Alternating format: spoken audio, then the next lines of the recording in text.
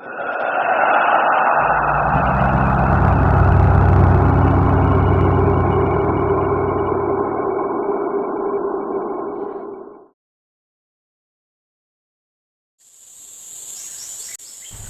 Kongbeng adalah sebuah bukit kars yang terletak di Desa Pantun, Kecamatan Kongbeng, Kabupaten Kutai Timur, dan Provinsi Kalimantan Timur.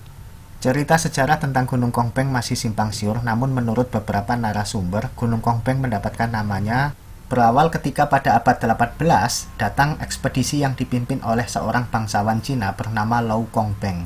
Ekspedisi ini gagal karena perahu wangkang yang dipergunakannya pecah dan tenggelam di sekitar gunung itu. Sebagian dari pengikut ekspedisi tewas dan sebagian lagi meneruskan perjalanan. Kemungkinan berawal dari ekspedisi itulah Gunung Kongbeng mendapatkan namanya yang sekarang.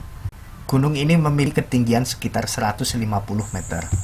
Gunung Kongbeng memiliki banyak sekali gua, sebagian tembus dan sebagian buntu. Namun sekarang kita akan memasuki dua gua yang disebut dengan Gua Angin dan Gua Patung. Gua Patung atau Gua Arja mendapatkan namanya karena di dalam gua tersebut terdapat arca-arca Hindu dan Buddha. Berita pertama tentang arca-arca di Gunung Kongbeng itu berasal dari Letnan Laut kelas 2 J.A. van der Star dalam suratnya kepada pemerintah Hindia Belanda di Batavia.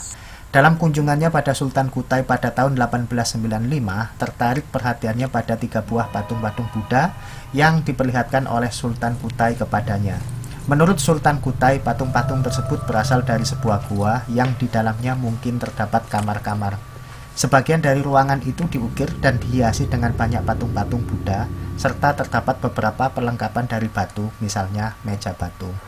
Apa yang Anda saksikan sekarang adalah pecahan dari patung-patung atau arca. Menurut masyarakat Bali yang memelihara situs ini, pada tahun 80-an ketika mereka baru datang lewat program transmigrasi, mereka masih menyaksikan bahwa patung-patung itu masih utuh. Namun setelah beberapa tahun mereka menemukan bahwa patung-patung tersebut sudah rusak, sebagian kepalanya terpenggal, dan sebagian lagi dibawa ke Museum Tenggarong demi alasan keamanan. Nasib patung-patung kuno yang ada di sini sama persis seperti nasib patung-patung yang ada di Jawa, di mana orang-orang yang tidak bertanggung jawab telah memotong atau memenggal kepala mereka. Jadi sekarang saya di posisi di sebuah gua yang biasa disebut dengan Gua Arca. Yang bisa kita saksikan di gua ini adalah adanya instrumen religi agama Hindu yang bisa kita lihat di belakang saya. Hal ini sangat mengesankan karena pada tahun 1986, 1987, dan 1988 ada gelombang transmigran dari Bali yang kemudian mereka melakukan ritual religi di tempat ini. Seperti yang kita lihat ada beberapa gundukan batu di belakang saya, terus kemudian gundukan tersebut dihiasi oleh kain berwarna kuning, terus kemudian ada dekorasi payung, dan kemudian di sananya lagi itu ada sebuah shrine atau tempat suguhan di mana sesaji bisa diletakkan di atas meja tersebut. Kemudian kami juga mendapatkan informasi dari kepala adat suku Dayak Wehea di Desa Nehes Yahbing bahwa Gunung Kongbeng adalah tempat yang bersejarah bagi masyarakat Dayak Wehea karena menurut cerita legenda turun-temurun bahwa di Gunung Kongbeng dahulu ada sebuah masyarakat Wehea, nenek moyang Wehea yang tinggal di sekitar Gunung Kongbeng atau mungkin di dalam gua-guanya. Kemudian terdapat sebuah peristiwa di mana kemudian datang kutukan dan semua yang ada di sana menjadi batu, dan itulah kenapa menurut mereka dahulu pernah ditemukan ada perabotan dari batu, salah satunya adalah meja batu.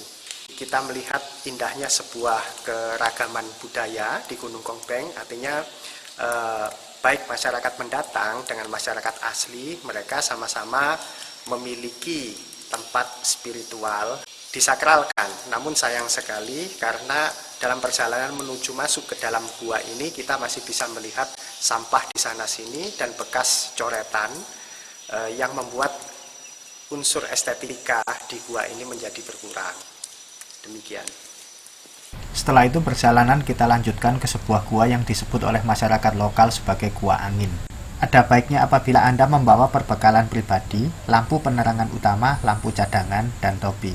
Tidak lupa saya menyarankan agar Anda memakai sepatu boot karet karena di beberapa tempat lumpur bercampur dengan kotoran kelelawar bisa jadi sangat dalam dan akan menelan sepatu pendek dan sendal mahal Anda.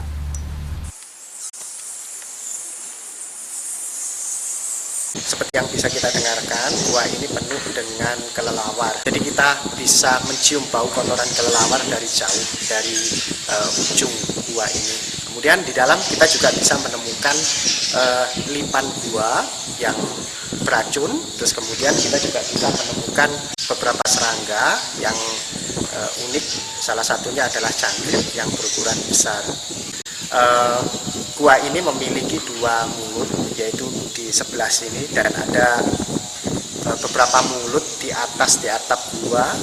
Sekitar beberapa ratus meter ke arah dalam, kita bisa menemukan sebuah atap yang tinggi dari gua ini, dan di atapnya itu ada beberapa lubang, dan udara atau angin itu masuk dari situ dan keluar lewat ke tempat ini, sehingga tempat ini selalu berangin.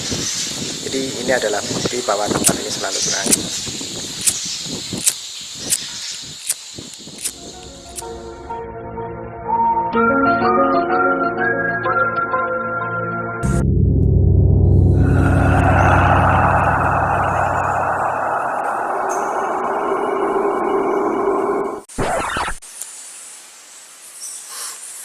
Ya, saya menggunakan senter saya karena apabila saya memadamkan senter saya, maka muka saya nggak kelihatan kayak gini nih. Jadi nggak tahu apakah bagus dengan seperti ini atau seperti ini. Ya, tetapi saya ingin menyampaikan gua ini mudah sekali dijangkau karena motor dapat diparkir di sekitaran mulut gua gitu ya. Kemudian kita berjalan kaki dari mulut gua ke tempat ini sekitar mungkin 200 atau 300 meter. Namun harap diingat, jangan lupa membawa senter. Saya memakai senter seperti ini. Kemudian saya juga memakai headlamp sebagai ya cadangan apabila salah satu dari penerangan saya mati, maka saya masih bisa mengandalkan penerangan yang lain. Pesan saya, mohon kepada para pengunjung akan jauh lebih membawa dampak positif kepada semua pihak apabila Anda tidak membuang sampah plastik terutama, dan harap tidak mencoret-coret dinding gua karena itu akan mengurangi estetika dari gua ini. Ya, saya juga berpesan kepada kawan-kawan supaya berhati-hati ketika masuk ke dalam gua ini. Perhatikan langkah Anda karena ada beberapa binatang serangga yang dalam perjalanan kita kemungkinan mereka bisa terinjak. Sebagian dari binatang itu beracun seperti lipan, dan mereka menyebabkan sakit yang sangat apabila mereka menggigit. Tetapi saya mohon jangan dibunuh, jangan membunuh kelelawar. Marilah kita mencoba belajar untuk menghargai alam dan isinya. Mari kita menghormati alam ini, mari kita menghormati budaya lokal dengan cara menjadi pengunjung yang bijak, yang dewasa.